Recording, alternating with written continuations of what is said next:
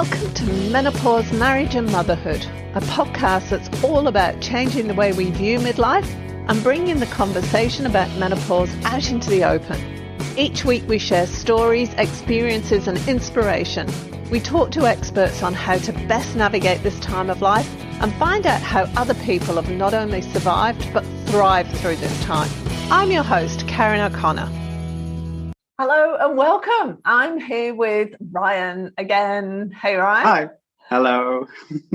And we'd already started meandering our way through a topic, and then Ryan said, maybe we better press record. I'm like, yeah, let's do that because we have some good conversations. So welcome and thanks for being here again.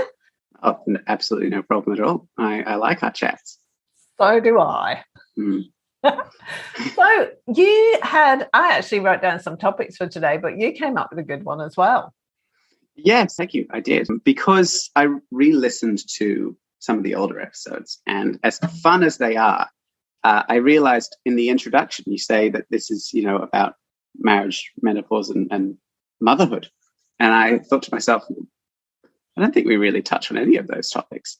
In most of our discussions, we just talk about, morality of the individual and, how to live in a social society and the basics of psychology and things like that. So I thought, I've got a fun topic that's about philosophy and also about motherhood.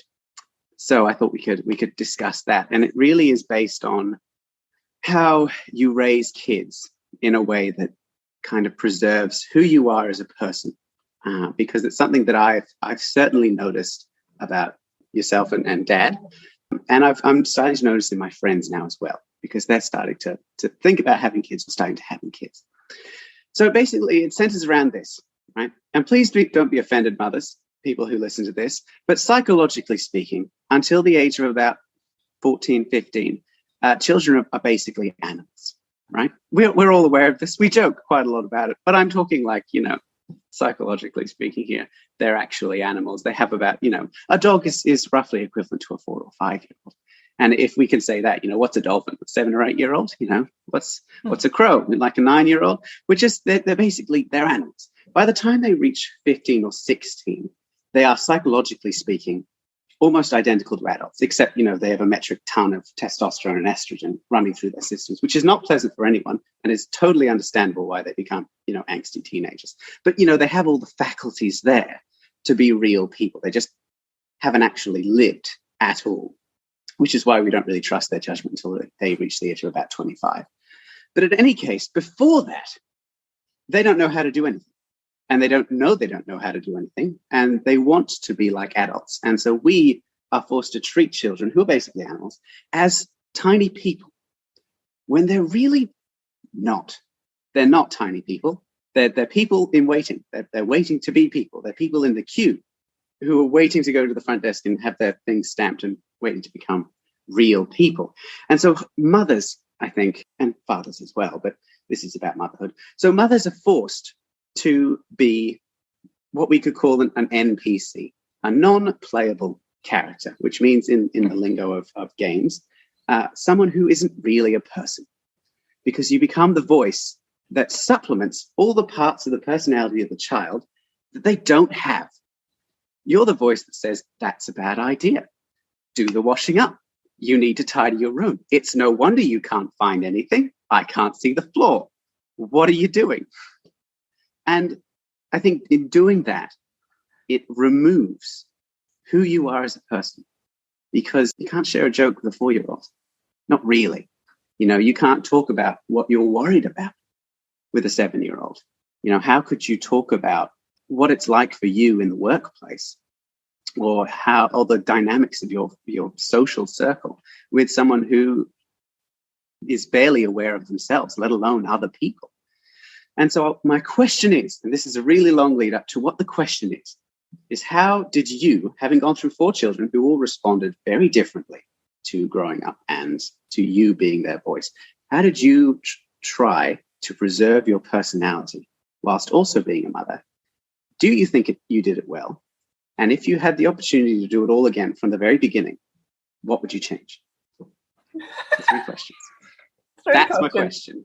There were so many things in that. I've never actually looked at it from this perspective before, but it's actually It actually describes it really well, because any or most mothers going through parenthood will say, well, they'll want to find themselves at the end, because you kind of lost who you are. You have to take on, you become mum. So you become known as Jamie's mum or Ryan's mum, and you're not a person in and of yourself. And I'd never thought about it from that perspective. Yeah, you're an NPC. You are definitely an NPC when you're being a mum. With regards to how did I keep my personality, I don't think I did a particularly good job of it at all. And it's only now, I'm saying several years after leaving motherhood, I keep forgetting your youngest sister, who is still only 18 and who has basically dragged herself up because I was over it by the time she got to about 10. Bless her cotton socks. And then again, maybe I'm being hard on myself because there's a familiarity to what I'm doing now. I've already done this 4 times, 3 times before Keely. So there's a lot less effort needs to go into it because I'm a bit more educated, skilled at what I'm doing. How did I do it with the 4 of you? How was it different with the 4 of you? Completely different. There were some of you who were newborn puppies until you reached about 21. You kind of never grew out of that. You just didn't. And I felt like I may as well have been talking to that tree outside the window most of the time. Others of you I could communicate with a bit more. And it's really interesting because I've been critical of 2 things. One is when people patronize children. Don't patronize a child. Don't talk to them like they don't know what they're doing. They know what they're doing. They're just really inexperienced. So they are people. And it kind of leads into the same thing. They are people who deserve to be treated as people. However, you also have to respect the fact that they know nothing. They have no experience, and they might think something is a really good idea, and that's because they don't understand it and they can't see the consequences and the outcome of what they're doing. An interesting case in point for that is what you were trying to say about talking to them, and you can't explain something, the nuances of a social situation to a 7-year-old. I spend 6 hours at a time with Keely in the car going to and from school. We have some conversations, and sometimes I'll start talking to her because she's getting older. She's 18 now, as a friend. It's sort of more building the relationship. The dynamics are changing a little. And it's really interesting how I'll say, I can't see how to do this. And she'll go, Mum, it's really simple. You just ignore that. You do this and just don't worry about that. And it's like, you kind of don't quite understand that, darling. So it's really interesting. So there's, and that is the same thing, that don't patronize children, but also don't expect that they understand what they're doing, and don't treat them like an adult. And it's really difficult to tread that fine line of being respectful of children without expecting too much. Yes. You had a friend, only child, whose parents treated him like a grown-up. And my heart went out to him because you were about 7 or 8. And we used to go to all these parties. He was one of the kids. He didn't know how to interact with the other children. He only knew how to interact with adults. You'd all pick up like one friend. She brought her son up, and he'd never watched anything violent on television. And she said, but he picks up a stick and he turns into Rambo.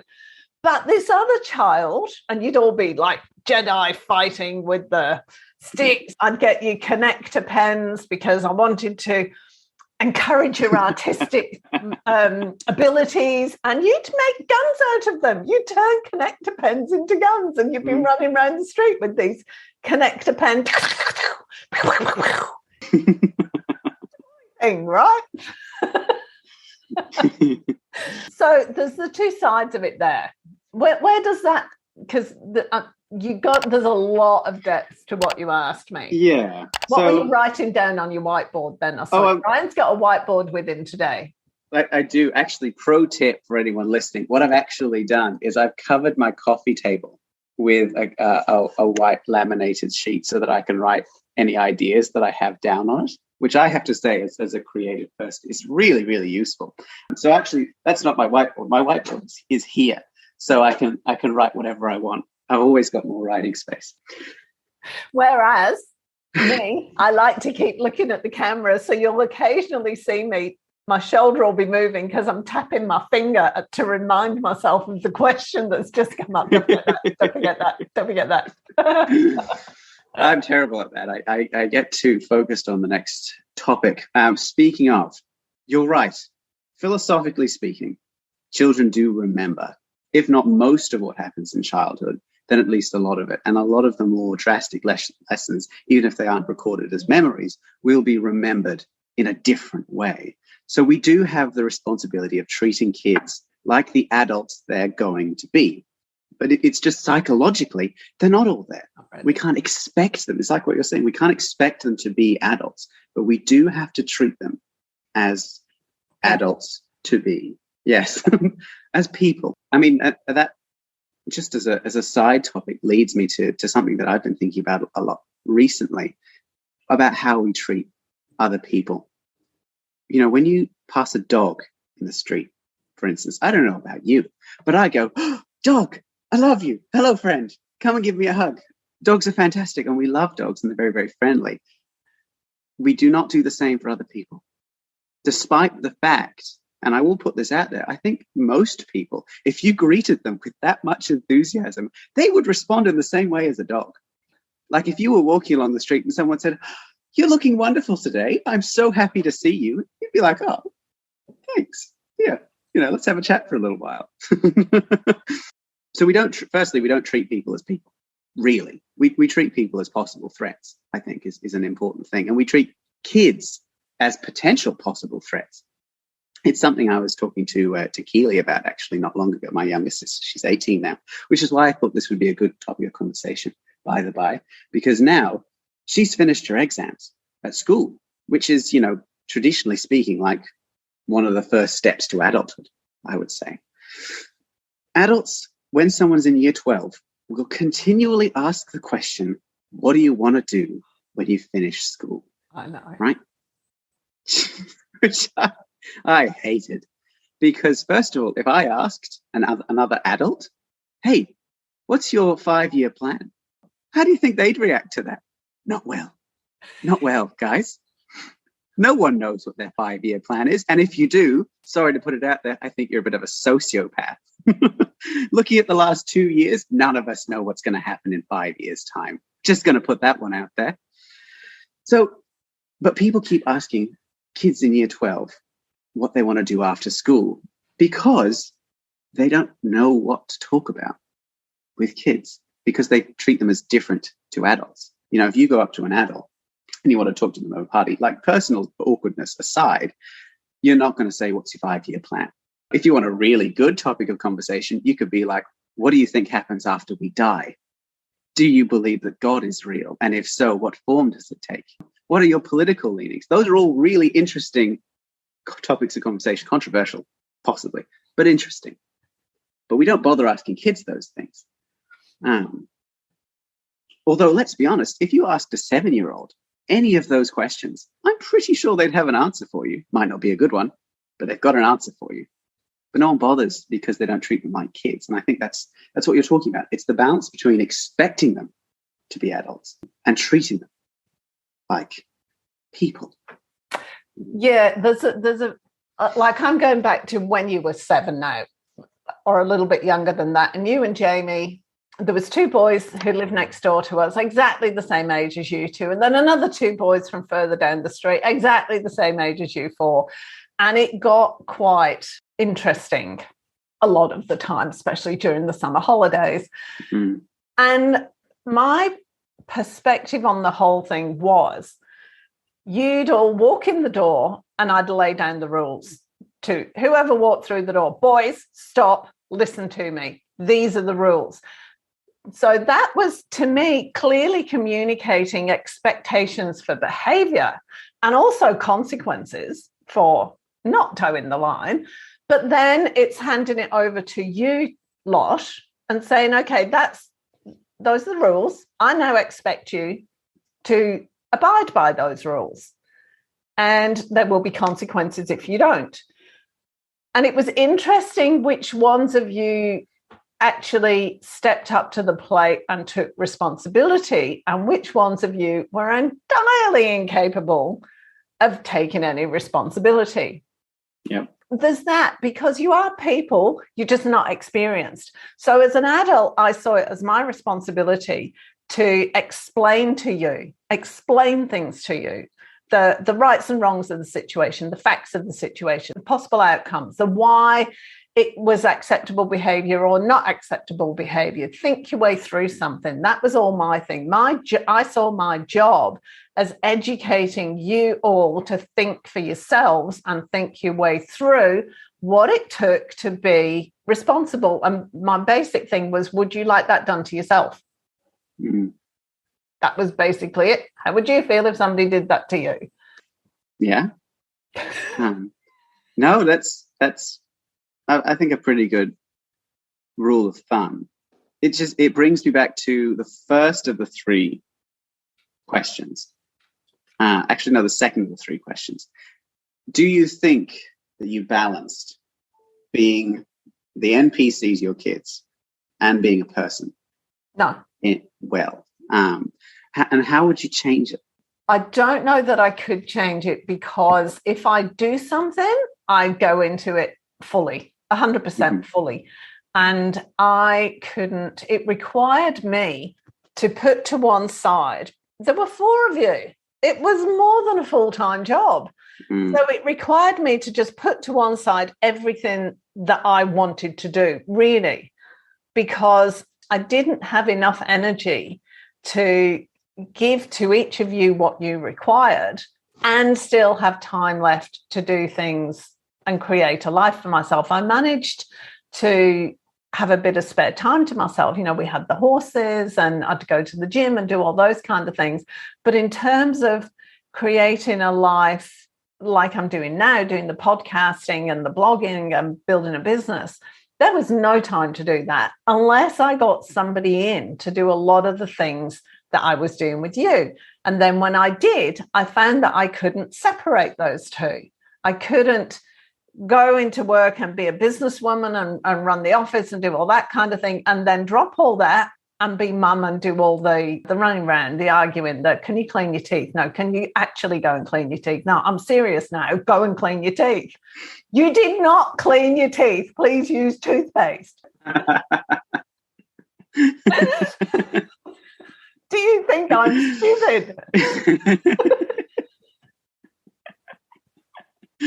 It's amazing the efforts that kids and people in general, honestly, will go to avoid doing something, often using more energy to avoid doing it than it would cost to do it.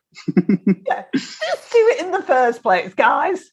And then the bedtime routine. You know, I gave poor Kira a defining moment, because Keely used to come out of her bedroom a good 6-8 times every night after we'd put her to bed and said goodnight and done all that. I need a drink. I'm still a bit hungry. I need to go to the toilet. I need this teddy bear. Yeah, all of those things.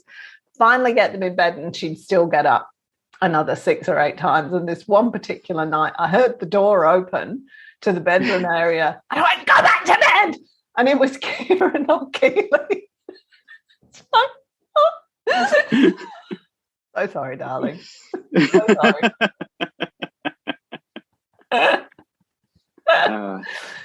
Just to give you some context, and for the listener as well, real talk here.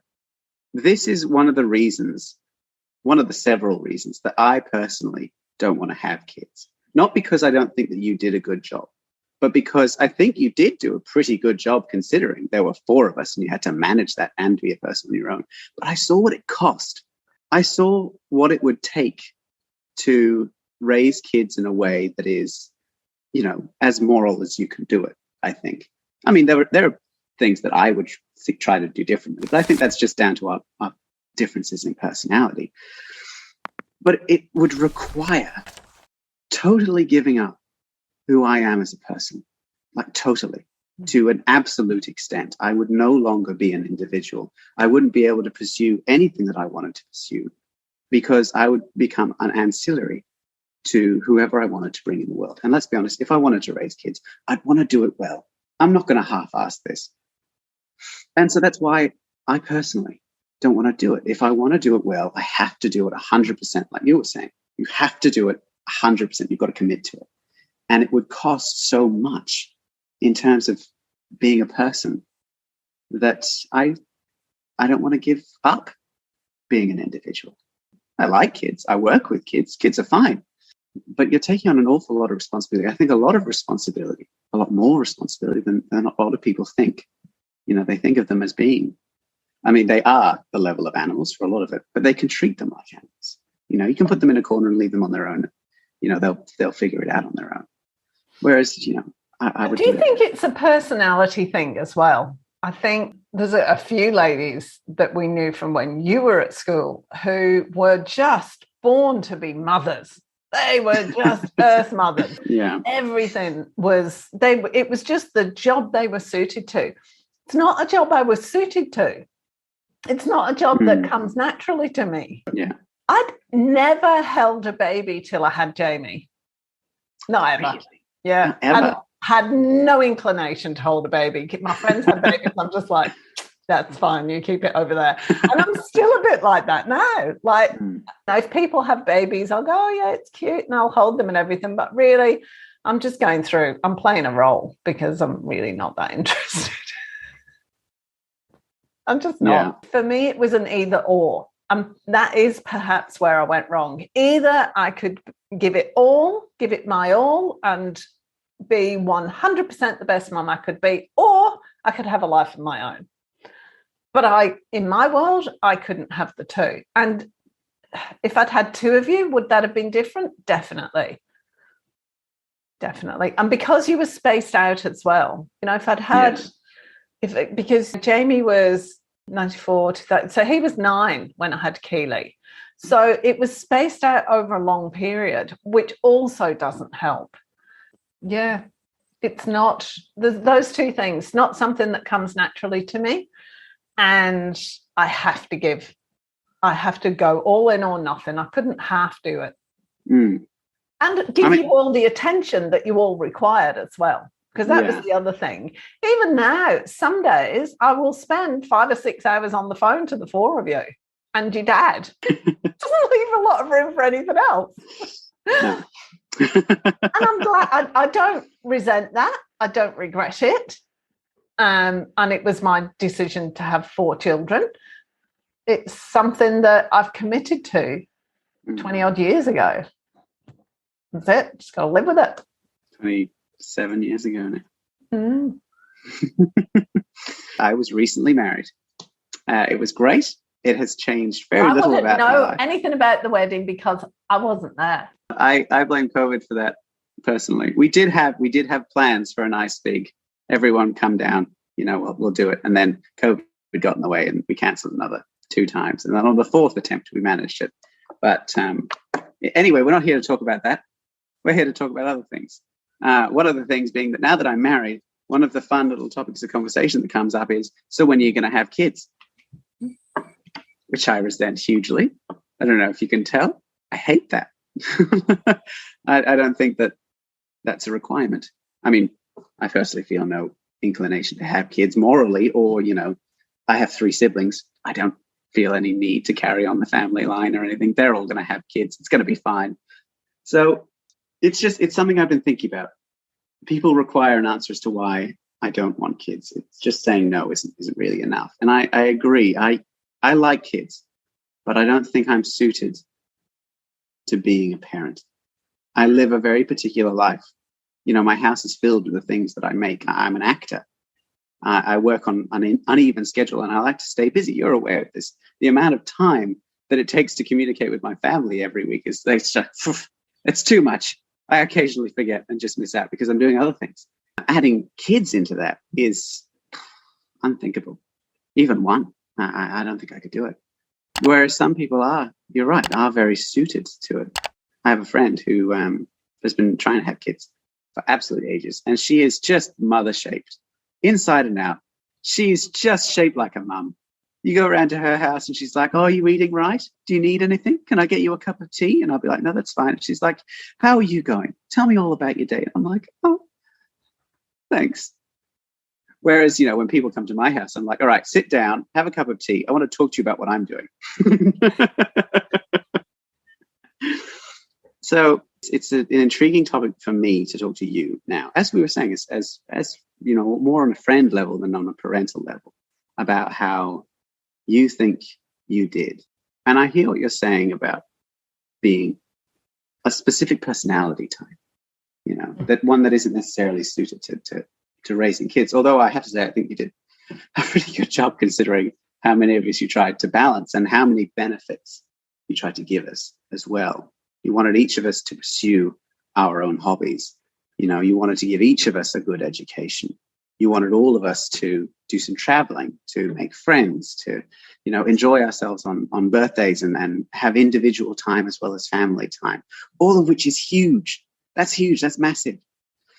And leaves very little in the way of time to actually be like, I want to do this. It's funny because one of your dad's refrains from the whole time that you all were growing up was, you need to just stress less, just go with the flow, just, see how your day pans out. I'm like, we got 4 kids at private school. There is no going with the flow. No, I can only imagine.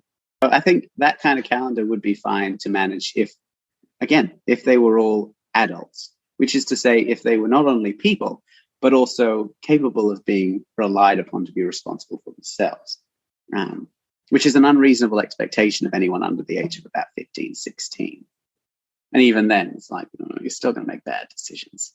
You're capable of making decisions, but they're going to be bad decisions. And just the little edges of responsibility, like you can't make an appointment and you can't make an appointment 2 weeks out. So change the appointment. Don't wait until you get the reminder the day before to change the appointment. Just change it early on. Yeah. Those things.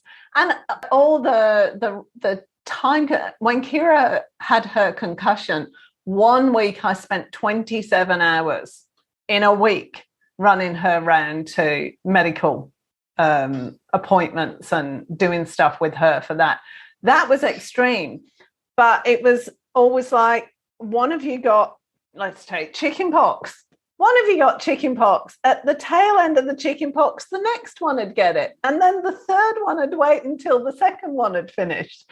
So something that might have just been a 10-day thing turned into a 6-week thing. That's the way it was. Yeah. And let's not go to tummy bugs. That was the worst. Just the worst.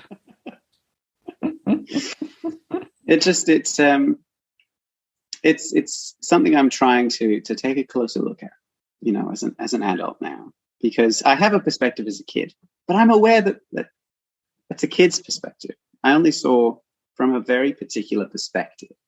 And looking back, a lot of the things that I wished were different would have been different if I was one child of 2, rather than one child of 4.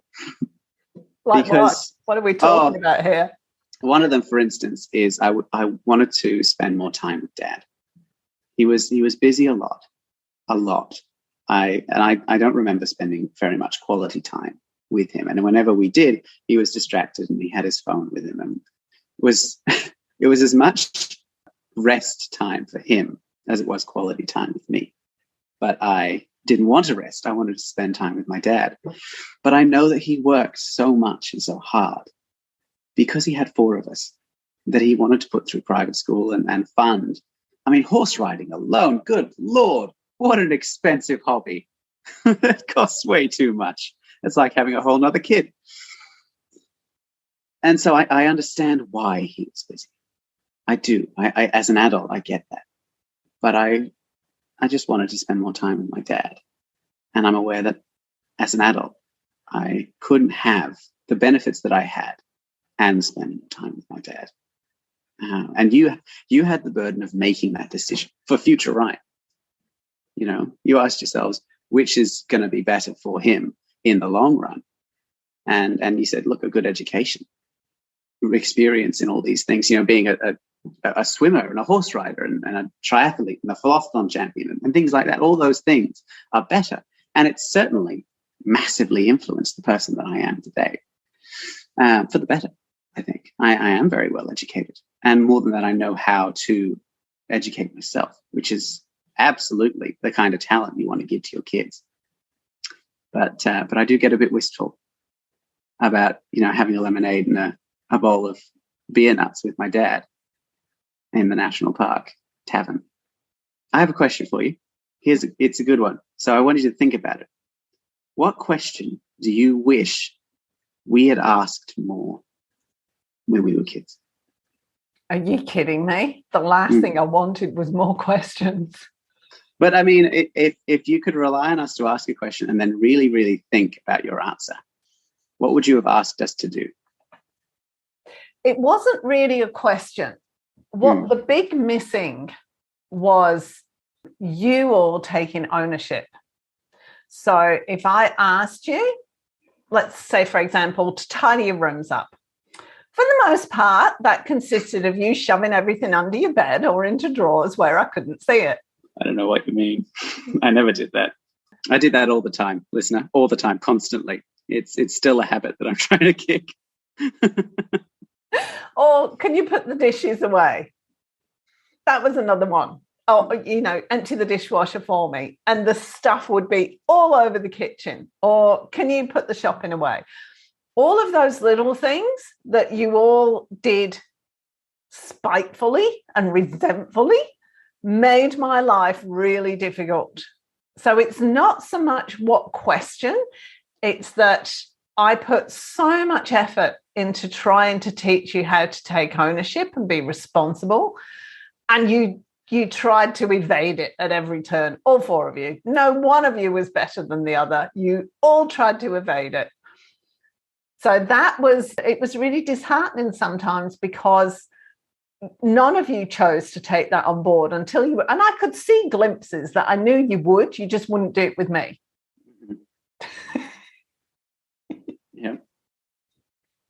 Yeah, I don't trust myself to speak. So I remember that time. I remember the time, you were quite little. You were probably about 6 or 7, and there was a website for Santa. And you sent in your name and your date of birth on this website, and Santa printed out a letter to you. And your letter, I remember reading your letter on the internet. You and Kira were stood there, and the letter from Santa said something about there being empty chocolate wrappers under your bed. And I saw your face just go white. As you know, it's magic. It's great. Yeah.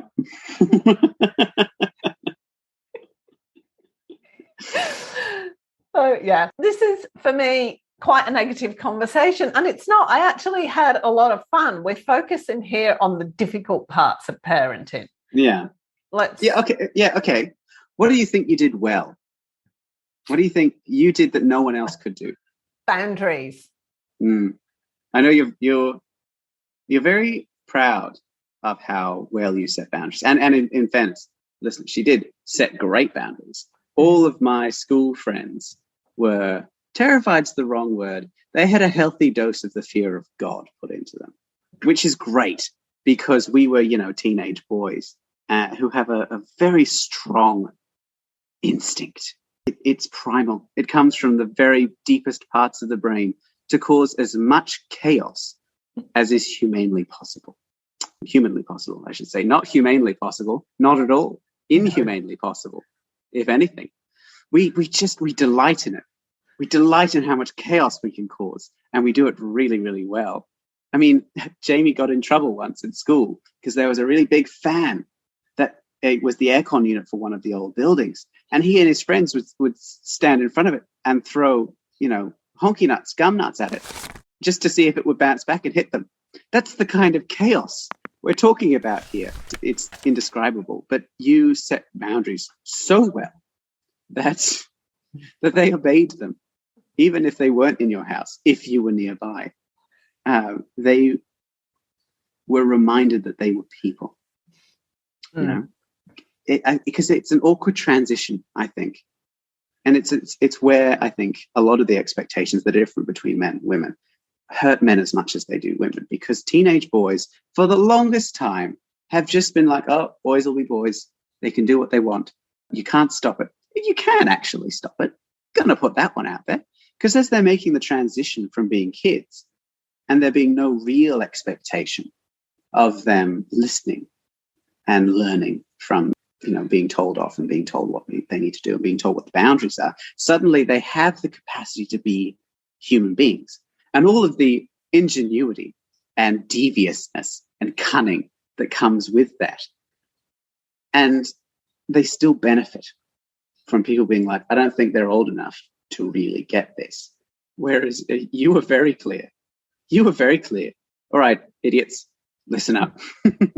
She never called us idiots, but it was there. I heard it. I heard it in the subtext. All right, idiots, listen up. Stop it. I swear to God, stop doing it. When you're in my house, you will face the wrath of God if you decide to run through the house with another one of those bloody Nerf guns. All right, sit down, listen, turn your brain on. That was a big one. We got that a lot. Switch your brain on. Because we never really bothered to. And generally switch your brain on meant, you know, actually turn on the moral and ethical centers of the brain and not necessarily be more cunning with how to avoid punishment, which is generally how we took that note. It was a very meandering sentence. But I think the boundaries were all about teaching you respect. Yes. That was the biggest thing that I tried to get through to you all. Two things is respect and getting into other people's world. See things from somebody else's point of view and then decide what you're going to do.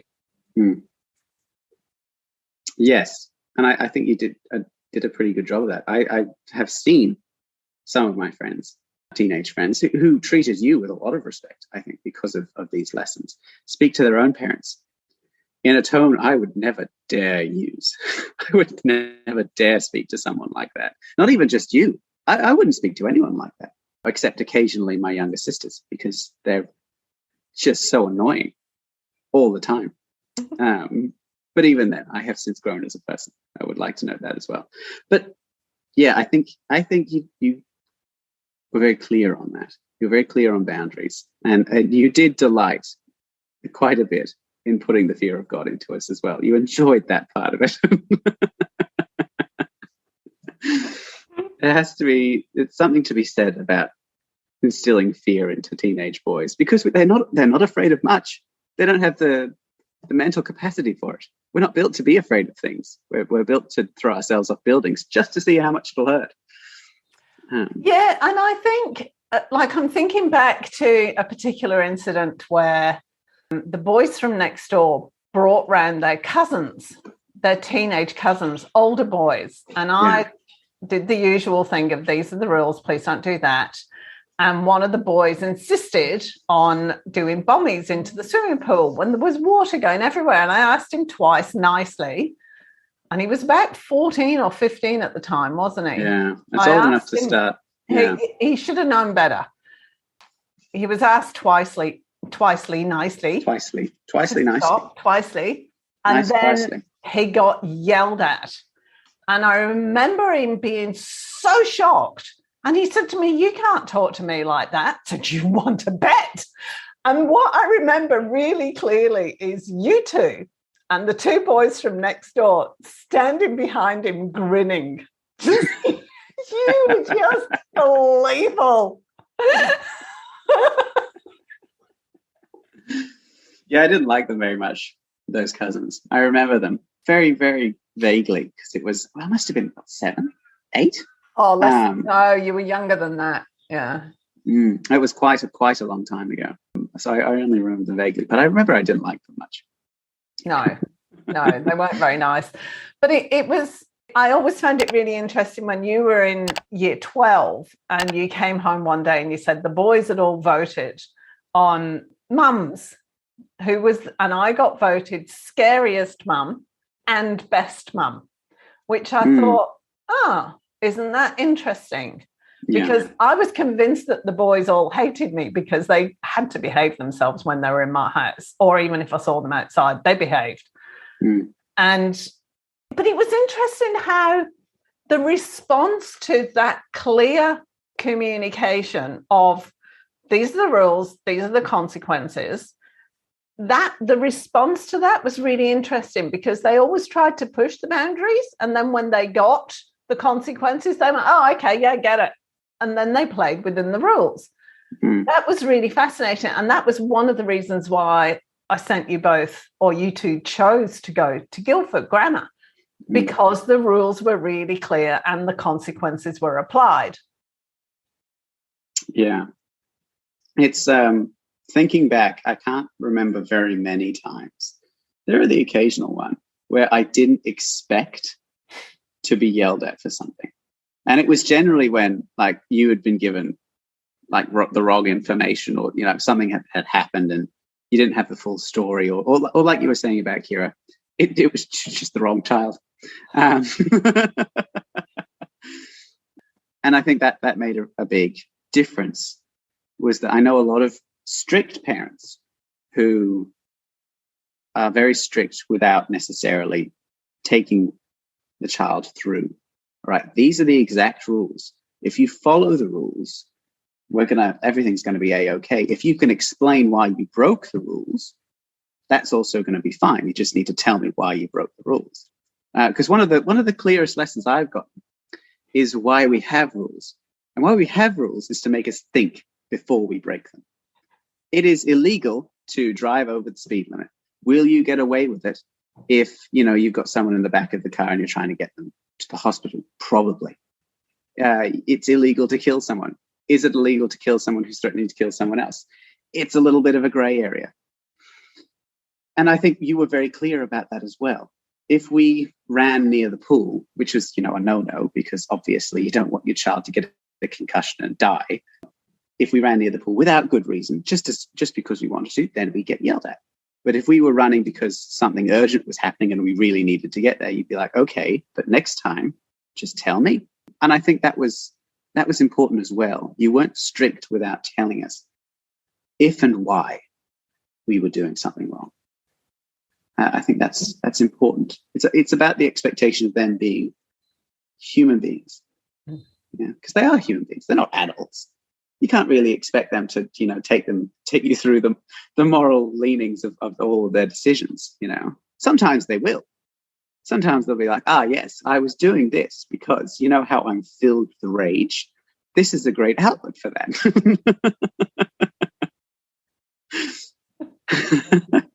So yes, I do think you did that well, and we knew what it meant to be a good mum. I think kids, one of the biggest problems that kids have is they don't know how to communicate to them. So something that came up really recently, for instance, I've never liked eggs. Oh, I mean, I did once, a really, really long time ago. And all of my siblings have since decided collectively that the reason that I don't like eggs is I get more bacon instead of eggs. But I've been trying to ease myself into eating eggs, and it makes me feel unwell if I eat too many eggs. It upsets my tummy, my tum-tum, my big old tumblus. And when a 7-year-old tells you they don't like eggs, you say, why don't you like eggs? The only response is, I just don't like eggs. You can't say, it makes me feel unwell in the stomach. I feel like, you know, not like I'm going to vomit, but it doesn't make me feel good. Because that's really specific and it's not something a child could communicate. But that's why I didn't like eggs, because they made me feel unwell. They don't like me and I don't really like them. End of story. So a lot of it is the kids can't communicate a lot of their thinking. But I think we were all very aware of the requirements of being a mum, really a mum. You know, some parents are really nice. They're very tolerant. They're very sympathetic, easily walked over, very forgiving, which is great in a person when you're dealing with other people, other adults. You can be expected to be adults. But we were all clear on what it required to be a mother. And it meant knowing better. A mother has to know better than her kids. When we come up to you and we say, what we're going to do is we're going to fill all of these eggs with with vinegar, and then put bicarb in them just to see what happens. You have to be the one to say, don't do that, please. Do you have any idea how difficult it is to clean eggs off things? Because we don't have any idea how difficult it is to clean egg off things. It doesn't occur to us. But, some mothers would just be like, that sounds like a fun experiment. Off you go onto the driveway where you can get all of the cars. In fairness, I think you would have approved of that experiment as long as we did it like in the middle of the street, in the cul-de-sac. I'm going to point out, this isn't a high street. There's no traffic here. This is just a cul-de-sac. So you would have been like, yeah, go on, cover yourselves with eggs. This will be hilarious. I'm going to film it.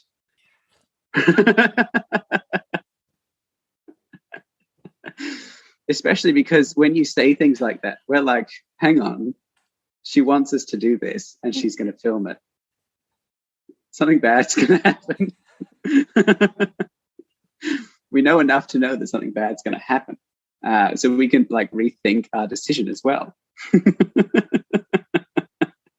I remember quite a few of our decisions were things like that, where you'd be like, absolutely you can. Let me get the camera. And we were like,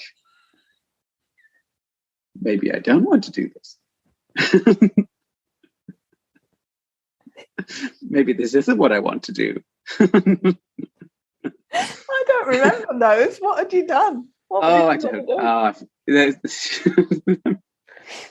There were four of us, and one of us was below the age of 10 for the space of about 19 years. So I honestly could not point out to you which decision we made.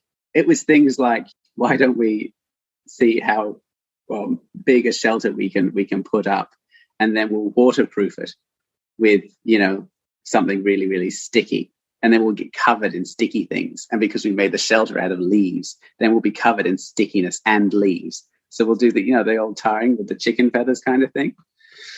We had a lot of really bad ideas. We had a lot of ideas. Some of them were good. Most of them were bad. That's the point of ideas. But you were always very clear about consequences. I think I really like consequences. I think they're very important. If we couldn't handle the consequences of our actions, you wouldn't let us do it. If we could, you'd set up a deck chair. But I always warned you about the consequences. If it was not if it was something like the eggs example, but most of the other times of it. Yeah. And I'd always say, "Are you sure? Are you sure? Are you sure you want to do this?" And we'd be like, "Yeah." And you'd be like, "All right, let me go get my martini. We'll have a good time. I'll get a mimosa or something." In fairness, I don't think you ever drank a mimosa while doing this, but it's a very big mood. Let me get my glass of sparkling, guys. Yeah. And so we knew what the requirements for being a good mother was. And I think that was it. It was consequences. We are aware in some dim way as kids that consequences follow actions. There's something you talk about in psychology, actually, is that really little kids can only be relied upon to make a decision when it's a really kind of surface decision. Otherwise, it overloads them. There's actually 3 levels of decision making. So kids can make surface decisions. You decide what kind of hat the child has to wear, right? And there are 3 colors. The child can decide between the colors. Sometimes it's too much for them. Sometimes kids cannot make that decision. If there was a decision between 50 colors, absolutely, a 5-year-old cannot make that decision. They will just overload and have a tantrum because it's too much for them. When you get a little older, and when you get to like preteens, you can be like, okay, you need this. You need a hat. You get to decide what style of hat you may have. And they can, have a not a consequential, but an original decision. So the first is a subsequent decision. You've made the decision to have a hat. The second is the primary decision. what kind of hat you want. And then the third, when they get to being, an adult, is they can make a consequential decision. You get to decide whether or not you wear a hat. You have to deal with the consequences of not wearing a hat. Congratulations. And I think you did that quite well for all of us. A lot of the time we didn't have a lot of control when we were really young on what we would wear and what that would look like. Or if we did, it was the surface decisions. Then as we got older, you were always like, do you want to do this? Would you like to do this? Because if you don't, this is what's going to happen. For instance, the sunscreen thing. I hate sunscreen, hate the feeling of it on my skin, absolutely despise it to this day. But that was an ongoing debate, Ryan. Have you put sunscreen on? Yes. No, you haven't. How can you tell? Because you're not glistening, Brian. Sunscreen makes you look different. But whereas now, as an adult, as a teenager, you kind of was just like, put sunscreen on. But we've got this nice, sensitive skin one or this spray one. You get to choose which one, but you have to put sunscreen on. Now, as an adult, if I don't put sunscreen on, you're like, all right. I'll see you tomorrow morning, Mr. Tomato Man. But you were always very clear on that. And we appreciated that, I think, because it gives us just enough of a decision that we feel free to be people, insofar as we can be people, but not so much that we are overwhelmed by the requirements of being a person. This actually ties in with what you were saying before about your dad, not spending enough time with your dad.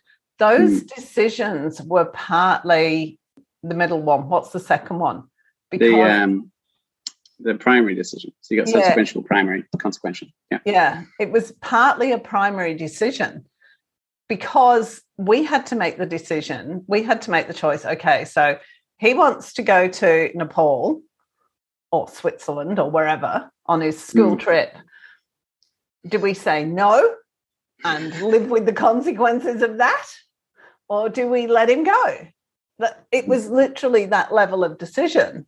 You make those decisions all the time when you're, as a parent, which one is going to give the most benefit in the end? And also, which one is the path of least resistance? Can I cope with a teenager moping around for several weeks because of FOMO? No, it's funny. Go on the trip. That's actually a good one. When we were a certain age, and I'm going to say a certain age because I can't remember what actual age the others were, we were given the decision of going overseas. And I absolutely, were I to be a parent, I would absolutely do this. I think it was one of the best decisions that you guys made because it taught us so much. We went overseas to wherever we wanted to see a different part of the world. My older brother chose a Europe trip. And we did it with Dad. My older brother chose a Europe trip. And he saw a lot of the ancient ruins that he was really, really interested in. I was expecting it because the decision of wherever you want to go in the world, that's huge. That's really, really big. But it's a primary decision. I don't have to deal with the consequences of that, financially. But it is still a massive decision, which is why I remember, I've spoken to my brother about this. He was quite overwhelmed when the decision came around to him, and fairly. I think a lot of adults would be very overwhelmed by that. Even if they said, I will pay, for you to go wherever you like, they'd still spend weeks agonizing over it. But I had a decision ready and waiting to go when Dad asked me, which was to go to Nepal and see mountains, because we live in Australia and there's no mountains here. But we saw a different society, the third world, and how they lived differently to us. And it was a real lesson in privilege, which I still am very, very grateful for to this day. It informs a lot of my decisions. It's a big part of who I am as a person. Which brings me to my last point, in that the girls didn't really get to experience that. They did a bit. I mean, Kira got to go and board halfway across the country for quite a long time. She doesn't really count that, though. And she, to this day, is very unhappy about not having had the opportunity to go overseas with Dad, like you were saying about moping. And to be fair, let's say the reason Kira didn't get to go overseas with her dad was because she was suffering from severe concussion for 5 years and Yes. couldn't actually do anything. She couldn't go on a plane for about 2 years, could she? No, she couldn't. I think she forgets that. We can blame the concussion for that, though. And then when her dad asked her about 18 months ago where she wanted to go, she said, at Chernobyl. No. Yeah, I remember that discussion. She thought that was wildly unfair that she wasn't allowed to go to Chernobyl. Ukraine as well. Which is, yeah. I will say, it might not still be a war zone, but it was very much a war zone at the time. Yeah, which is why she specifically wanted to go to a war zone, and you guys were like, no, which is a primary versus consequential decision, isn't it? She, I think, was very okay with going to a war zone because it never occurred to her what might happen if there was, for instance, a car bomb. She'd be like, I'm very willing to go over there, and if I die, that's absolutely fine. But, what if she went over and Dad died? That's a very, very different level of responsibility. And it's the one that you guys have to take every time we make a decision. I mean, Nepal was risky enough. They had a bunch of Maoist terrorists running around the mountains then. We even saw a few of them. But thankfully, they don't disrupt the tourism of Nepal because otherwise it would just collapse as a country. But she's still very upset about that. And when I point out to her that she could make the consequential decision, she could say, okay, I have, so much in savings. This was a couple of years ago, back when we all had savings, but COVID has since happened and things are different. But anyway, I have this amount in savings. I'm going to go to Dad and say, I really want to go to this place. I've thought about it a lot and I really, really want to go. I'm going and I would love for you to come with me. That's a consequential decision. And I have absolutely no doubt that Dad would do everything in his power to say yes to that because he absolutely loves spending time with us. He's just really, really busy as a person. I can sympathize, but that's a consequential decision. That's a really tough. I mean, a lot of adults struggle with consequential decisions. I'm sure that we all can think of a few people that have impacted us who are incapable of making consequential decisions. Your youngest sister. In fairness, she's still quite young. So we've discussed what it's like to be a mother morally and to have kids both as people and as, people who can't be expected to be people and how that affects you as a person. We've discussed the 3 levels of decision-making, which is secondary, primary, and consequential, and how different layers of kids are capable of making those things and how you as a parent have to fill in those gaps as they get older, less and less. And we talked about you as a mother, which I really enjoyed.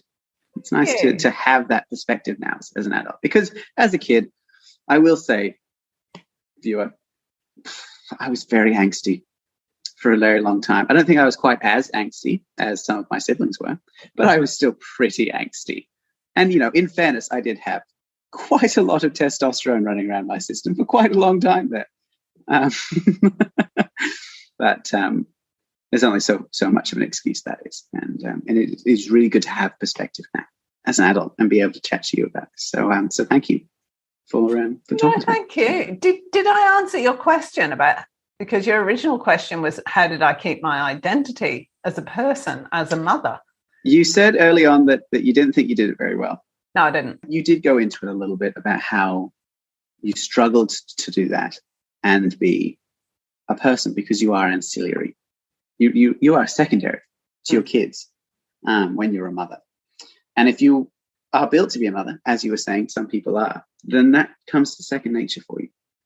There's a whole database on different personality types that you will definitely be able to go online and have a look at. Because some people are just really, really good at it. They're naturally supportive people. Whereas, we are what is commonly known as type A, you and me. Things are a bit more complicated than that. We're also known as red personality, which is very, very passionate, very high energy, very, controlling, but not necessarily in a bad way. We tend to take responsibility for things. Whereas, the people who are mothers aren't necessarily so passionate about their individual needs and wants, there's a difference there. which is really interesting, that we can go into on another episode. That would actually be great. Write that on your whiteboard, Ryan. Okay, hang on. Whiteboard time. Different personality types. Because I do think that the ability to handle motherhood and keep your personality intact defines the level of crisis you go through at midlife. I actually wrote down midlife crisis earlier because I have a lot of opinions on it for someone who hasn't actually gone through it. And I would really like to share that's going to be interesting. Let's do that. Share your opinions, Ryan. We'll do that next time. Next time we'll share my opinions on being a person in midlife crisis, because I do have opinions about it. But we can't do it now. That'll be a whole another hour, I think. Yeah, definitely. I have some very saucy opinions. Thank you so much. Yeah, very welcome. Thanks for chatting. That was fun. Goodbye, Ryan. Goodbye.